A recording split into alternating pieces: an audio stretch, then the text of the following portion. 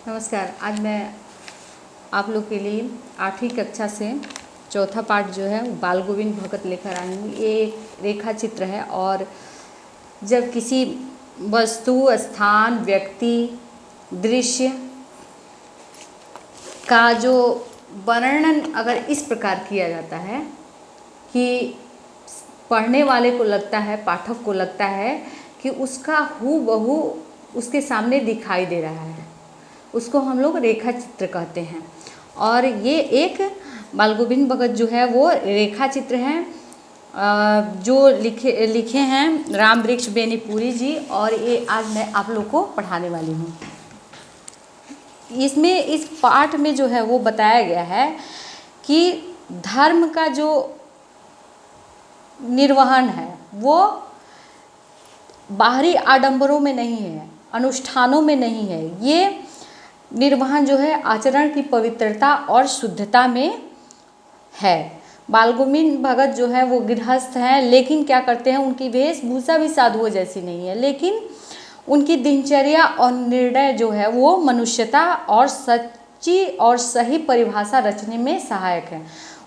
उनका जो चरित्र है, उनका जो निर्णय है वो मनुष्यता को रचने में सहायता करता है। इस पाठ के माध्यम से आप एक नई गद्य विधा से परिचित होंगे, रेखा चित्र से आप लोग परिचित होंगे। तो इसमें है जो वो बाल गोविंद भगत जो एक आदमी है, गोरे चिट्टे से आदमी है, मझौले कद के आदमी हैं, और ये बिल्कुल कम कपड़े पहनते हैं, एक लंगोटी मात्र पहनते हैं, और सिर पर जो है वो कबीरपंथियों की सी टोपी एक रहती है, गले में एक बेडल तुलसी की माला रहती है, और एक चंदन होता है जो उनके सिर पे लगा हुआ होता है।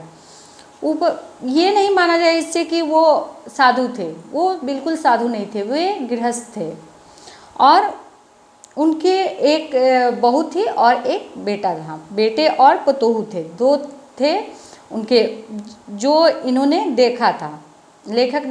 लेखक कहते हैं कि मैंने उनके बेटे और पतोहू को देखा था। खेती बाड़ी करते थे, एक साफ सुथरा मकान था, और उनका परिवार था, वो थोड़ा बहुत खेती बाड़ी भी करते थे। वे कबीर साहब को बहुत मानते थे।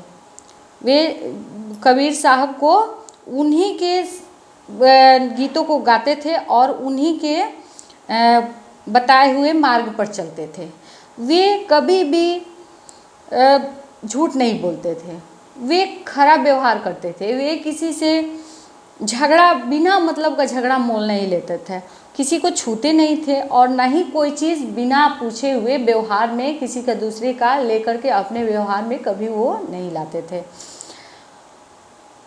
उसके ऊपर वो गाने गाते थे, चाहे वो सर्दी, गर्मी, जाड़ा, बरसात, उनका संझा का और सुबह का जो 2:30-3 बजे से उनका सुबह भी शुरू हो जाता था और संझा भी वो गाते थे। उनके मधुर गाने जो थे वो सदा सर्वदा सुनने को मिलते थे। वे कबीर के सीधे साधे पद जो होते थे वो उनके कंठ से निकलकर बहुत ही सुंदर लगते थे, सजीव हो उठते थे। भादों की अधरतिया भी होती थी, मूसलाधार वर्षा भी होती थी, बादलों की गरज हो, बिजली की तड़प हो, कुछ चाहे दादुरों की टरटर आवाज़ हो, बाल गोविंद भगत का संगीत उनको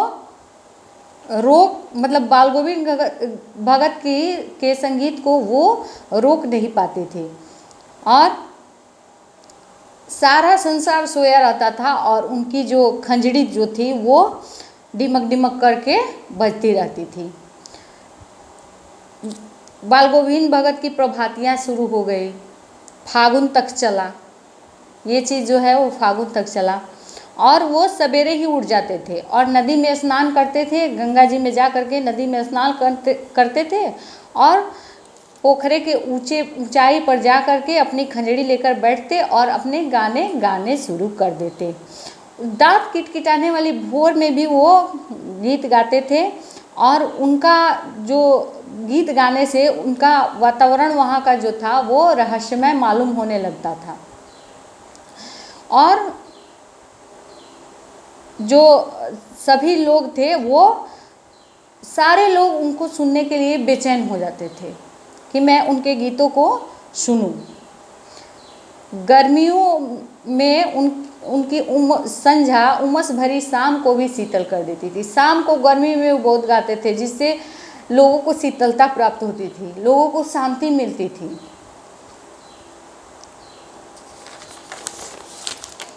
बाल गोविंद भगत की संगीत साधना का चरम उत्कर्ष उस दिन देखा गया जिस दिन उनका बेटा मरा। उनका इकलौता बेटा था, कुछ सुस्त सा था, थोड़ा बोदा सा, किंतु उसको और भी मानते थे बाल गोविंद भगत। उनका मानना था कि ऐसे आदमियों पर ज़्यादा प्यार देना चाहिए, ज़्यादा प्रेम उससे करना चाहिए, क्योंकि ये निगरानी और मोहब्बत के ज़्यादा हकदार होते हैं, वे ज़्यादा ज़रूरतमंद होते हैं प्रेम के। उनको ये लगता था। उसकी शादी भी कराई थी। पतोहू बड़ी ही अच्छी थी और सुशील थी। घर की पूरी प्रबंधिका बनकर भगत को कुछ दुनियादारी से निवृत्त कर दिया था। उसने घर का पूरा प्रबंध अपने हाथ में ले लिया था और बाल गोविंद भगत फ्री हो गए थे, उससे निवृत्त हो गए थे।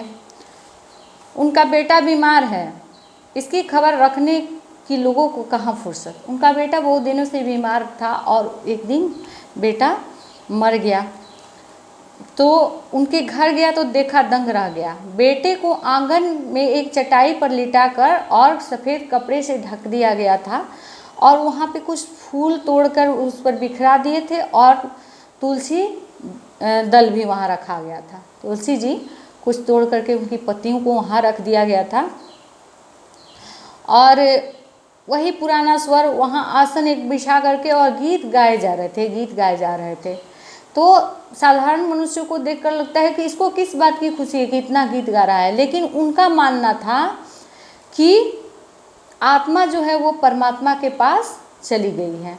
उनका मानना था कि आत्मा परमात्मा से मिल गई है। शरीर जो है वो सभी कष्टों से, मनुष्य के सभी कष्टों से उसको मुक्ति दिलाता है। मरने के बाद शरीर जो है वो सभी कष्टों से मनुष्य की मुक्ति कराता है। इसलिए वो उत्सव मना रहे थे। पतोहू से भी कह रहे थे कि तुम उत्सव मनाओ इसका, क्योंकि इससे भला आनंद की बात कौन सी है। कोई सोचता कि ये तो पागल तो नहीं हो गए हैं, किंतु नहीं, वो जो कुछ कह रहे थे उनमें उनका विश्वास था। वो भले ही साधु नहीं थे, लेकिन वो जो कुछ भी कह रहे थे वो पागल नहीं थे, वो उनका विश्वास था कि यही सत्य है। वह चरम विश्वास जो हमेशा से मृत्यु पर विजय होता आया है, वो चरम उनका विश्वास था। विश्वास की पराकाष्ठा थी वो कि आत्मा जो है वो जाकर के परमात्मा में मिल गई है। इसके लिए तुम शोक मत करो, तुम उत्सव इसका मनाओ। बेटे की क्रियाकर्म में तूल नहीं किया, पतोहू से ही आग दिलाई इसकी, किंतु जो ही श्राद्ध की अवधि पूरी हो गई, पतोहू के भाई को बुलाकर उसके साथ कर दिया। कितना इनका निर्मल व्यक्तित्व है, कितना उज्जवल व्यक्तित्व के धनी है ये, कि उसके साथ बुला करके विदा कर देते हैं, या आदेश देते हुए कि इसकी दूसरी शादी कर देना। इधर पतोहू रो रो कर कहती है, मैं चली जाऊंगी तो आपके बुढ़ापे का सहारा कौन बनेगा। लेकिन इनका भगत जी का जो निर्णय है वो अटल है। वो कहते हैं कि तुम जाओ, नहीं तो मैं यह घर छोड़कर चल दूंगा। यह थी उनकी आखिरी दलील, और इस दलील के आगे बेचारी क्या करती, वो चली गई। इससे क्या पता चलता है, इनके अच्छे व्यक्तित्व का पता चलता है, उज्जवल व्यक्तित्व का पता चलता है, समानता देने का पता चलता है, स्त्री पुरुषों को समानता देने का पता चलता है। और बाल गोविंद भगत की मौत भी उसी प्रकार हुई जिस प्रकार वो चाहते थे।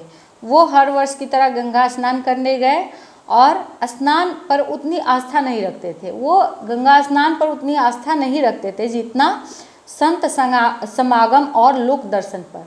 वे एक दूसरे से मिलने जुलने में, प्रेम पर ज़्यादा विश्वास रखते थे। जितनी आस्था उनको गंगा स्नान में नहीं थी, उतना संत समागम, संत लोगों से मिलने में भी थी और लोगों के और दुनिया के दर्शन करने में थी। पैदल ही जाते, करीब 3 कोस पर गंगा थी, साधु को संबल लेने का क्या हक, और गृहस्थ किसी से भिक्षा क्यों मांगे। साधु जो है उसको कोई संबल देता नहीं है कि आश्रय रहेगा तो वो साधु नहीं कहा जाएगा, और अगर गृहस्थ है तो वो भिक्षा क्यों मांगेगा। गृहस्थ तो अपना मेहनत करके उसको अपना भरण पोषण करना होगा। अतः घर से खाकर चलते, फिर घर लौट कर ही खाते थे। रास्ते पर खजड़ी बजाते, प्यास लगती पानी पी लेते, 4-5 दिन आने जाने में लगते, किंतु इन लंबे उपवास के बाद भी वही मस्ती उनकी रहती थी। अब बुढ़ापा आ गया था, किंतु टेक वही जवानी वाली। वो सोचते थे कि मैं वैसा ही रहूँगा, लेकिन अब तो शरीर जो है वो थक रहा था, जवाब दे रहा था। इस बार लौटे तो तबीयत कुछ सुस्त सी थी। खाने पीने के बाद भी तबीयत नहीं सुधरी, थोड़ा बुखार आने लगा। लोगों ने नहाने धोने से मना किया, आराम करने को कहा, लेकिन वो हंसकर टालते गए। उस दिन भी संध्या गीत गाए, किंतु मालूम होता था कि धागा टूट गया हो। धीरे धीरे उनको आवाज़ नहीं निकल रहा था, एक एक दाना बिखरा हुआ, अलग अलग राग में गा रहे थे, लेकिन टूटा टूटा उनका आवाज़ निकल रहा था। भोर में लोगों ने गीत नहीं सुना, सांझ का गीत सुना, लेकिन भोर का गीत लोगों ने नहीं सुना। और जाकर देखा तो बाल गोविंद भगत नहीं रहे, उनका पंजर पड़ा था।